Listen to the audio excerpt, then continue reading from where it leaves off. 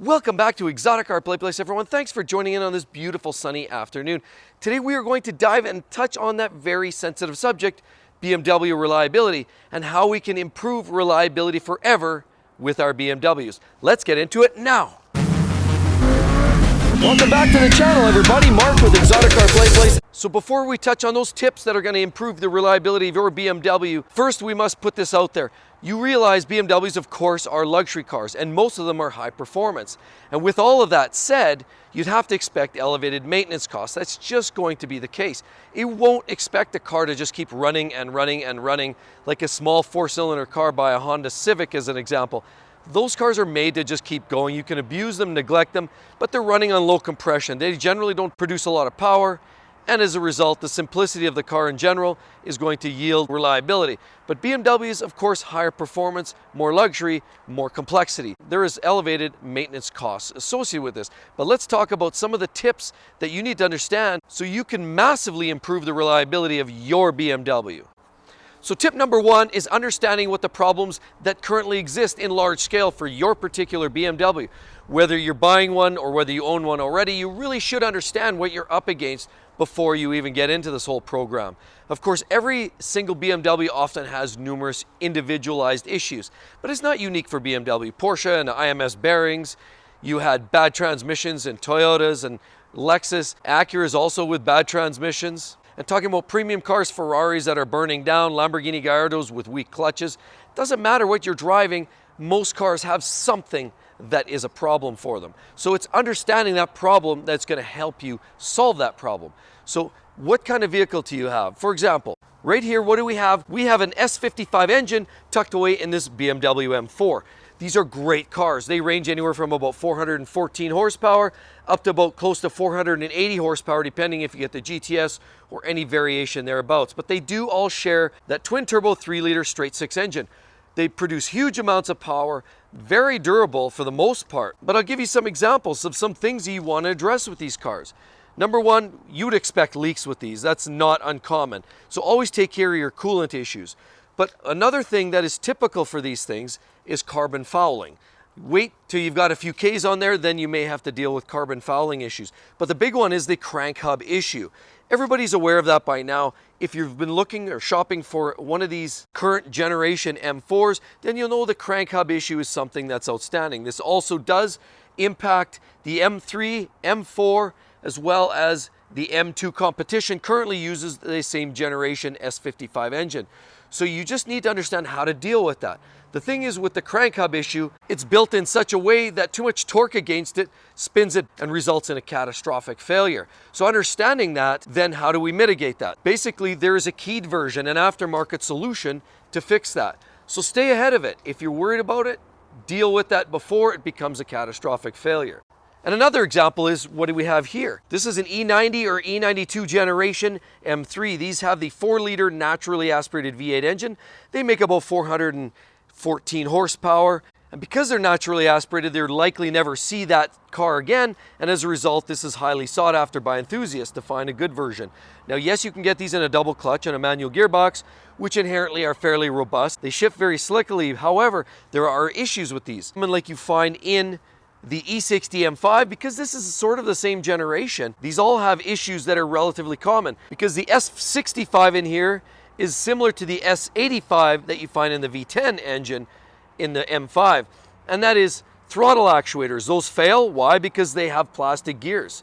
How do you get ahead of that? Well, you can't really, but you should do your research to understand some of the solutions. And there are some options for people that you can send these out and either get them rebuilt with metal gears or just maybe have a spare one on hand that you can swap out for yourself. They are not an inexpensive part, but that's part of the game. Another thing is rod bearings. Not uncommon with these cars, the S65 or the S85 engines. Understanding that that's a problem. How do you deal with a rod bearing issue like that? Do the research, but generally as a rule, 60 to 80,000 miles would suggest that you're starting to get down to the roots of the bearings, your main rod bearings. And as a result, you may want to do that bottom end bearing job before it spins a bearing and destroys your crankshaft, and it becomes a very, very large job to rectify. So it's not a huge job. It can cost you a few $1,000s, but that's great insurance if you want to keep the car running nice.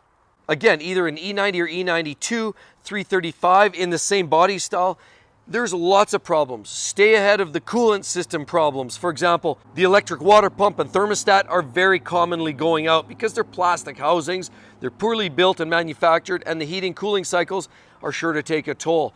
Guaranteed, if you make 100,000 kilometers or about 60,000 miles, you've done well for yourself. I would consider changing those in advance. They are expensive for labor, the parts are a little pricey as well, but it's something you don't want to be stranded on the side of the road. So you can help your reliability by staying ahead of the coolant maintenance via flush, as well as the water pump, thermostat, and even possibly the radiator. There's a whole host of hoses in these E90 and E92 generation cars that are also known to fail. So stay ahead of them. If you're in the engine compartment doing work, doing maintenance, always change your serpentine belt, water pump, thermostat, and any coolant hose you can possibly get your hands on. Oh, did I also forget? Steering rack, another potential issue in these M3s. Now you want another example? How about the vehicle behind me? And what do we have here is an X6, but it's not specifically the X6, it really comes down to the drivetrains that are a bigger problem. What do we have here? The xDrive 50i. Now what that means is this has the 4.4 liter twin turbo V8, which is commonly used in a lot of different cars, from the X6, the X5. You can get them in the 5 Series cars, 7 Series cars. They're actually utilized throughout a lot of the lineup. Now generally as a rule, they're exceptionally well-made engines. They're strong, fast, economical, very, very great engines, except for one key problem. And it's the excessive amount of heat that you get created within the V of the engine, because within the V of the engine, as it's a V8, there are mounted the 2 turbos. They tuck them in tight, so you're reducing turbo lag. Well, it's great for performance, but the problem is all that excess heat tucked away in the V of the engine of the slightly older versions of the N63 engines, which you would call this V8, creates a lot of problems. For example, you start cooking parts within the V of the engine, oil consumption issues are prevalent, as well as leaks, valve cover gaskets, and all kinds of other parts that start to fry in there get brittle, break down, either leak or just stop working, because there's electrics as well that run through these engines. So that can lead to a lot of premature failures, both mechanical and electrical. It's a disaster. Timing chains, potential issue in these as well. So what's the fix for that? Well, understanding what the bulletins are saying from BMW, they've learned over the years that there's problems. They have to address it because things like this were going through a lawsuit. So BMW had to get their act together and figure out how to solve that problem. Well, it's heating. So one major way to do that is shielding. So they started better shielding the turbos from the rest of the engine compartment. They started doing that in the later generations of that N63, but there's still a lot of that common problem. So understanding what the fixes are and making sure that either the bulletin is taken care of or any recalls associated with that may be involved in that are looked after. So you do want to do your research, understand what the updates are, and get it taken care of as soon as possible. So I'll give you another example. Right here we have a X5 35D. This is a slightly older generation. This is an E70 body style. So it's not the latest, but it's certainly not that old. It's just slightly outgoing. Anyhow, that is a diesel engine. It's a great engine, and everybody knows that. Matter of fact, it got many awards when it first came out way back. However, there are some problems. Of course, being a diesel engine, you have to expect things like glow plugs. You know you have to budget for that at some point. I would expect those to go out somewhere between 125 and 175,000 kilometers. So just knowing that and budgeting for that, when you get over 100,000 kilometers, start expecting some of those problems. Also, down underneath this side of the engine, down on this side of the engine, you have what they call an active DEF tank. At the very back, tucked away underneath, they have what they call the passive tank for the diesel exhaust fluid. But it's this active one that becomes a problem from time to time. Now understand this, you need to dig. This is where I can share some of this knowledge with you guys, because that has been a problem. But BMW extended warranties way beyond the 5-year warranty because they knew it was a problem.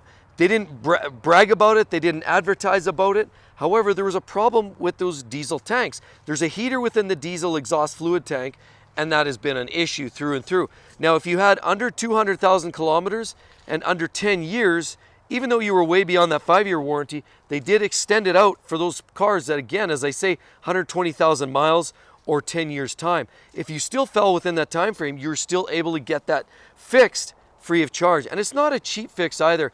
I believe it's in that $200 to $2,500 to swap that out. And again, also because it's a diesel, there's additional emission systems on this to keep it running clean. Just understand where the problem areas are, either budget for it or do your homework, as I just mentioned, about the active tank, that you can get ahead of that. And there may be some ways for you to save some cash, as I just explained to you right there. But at the end of the day, just understand whatever car it is that you're interested in or that you're currently driving, that you do know what those particular problem areas are, that you do the research, you check the bulletins, the forums, you do your NHTSA for recalls, and just do all your research. Maybe there's places, and sometimes there's weasel clauses that get you some of these repairs done ahead of time, as well as you just want to be reliable. You don't want to be breaking down on the side of the road, so take care of these within the typical wear time frame.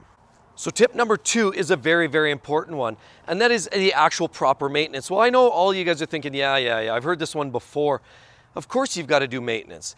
This is a luxury car, and as I said before, often running at a high performance. But the problem is there's a lot of plastic in these engine compartments within the BMWs. They do that for number 1, to comply with recycling initiatives in their home country, but also it's cost savings. There's no doubt about it. We know that. It's a cheaper way to manufacture, it's easier to put together, and it's just lower cost, increases the margins for the manufacturer. So knowing all of that, coolant is imperative to change way ahead of time. If the manufacturer is telling you, if BMW is saying do it within X amount of kilometers, I would highly recommend doing a little bit ahead of that. Stay ahead of that, because clean antifreeze is always a good thing. Dirty antifreeze starts changing pHs, and the corrosion within can start deteriorating engine parts internally, water pumps, radiators, a lot of things start running out and stop working properly as intended. As well, change some of those parts, thermostats, and the accessible coolant hoses when at all possible. The easy stuff, catch the low-lying fruit when you can. Another big piece of maintenance, absolutely must, is the oil changes. I know everybody, you guys, I just do it as per manufacturer, but that's not adequate. They're saying change it every X amount of kilometers. It's programmed that way because even if the oil itself can sustain many heat cycles and miles and hard driving, it doesn't mean all the other parts are. There's been numerous cases where there's breakdowns of the actual filter, and the filter starts to collapse, and then you start getting other debris through the oil, as well as it stops filtering properly.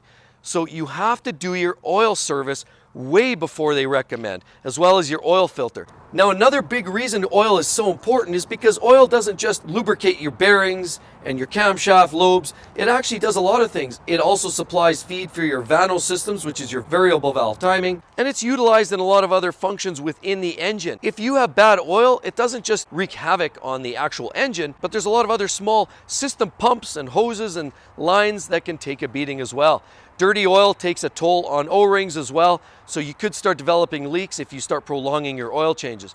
Do the oil changes way in advance. My personal opinion, I would stick to something more normal, typical. In that 5,000 to 8,000 mile range would be more what I would expect to be doing oil services at.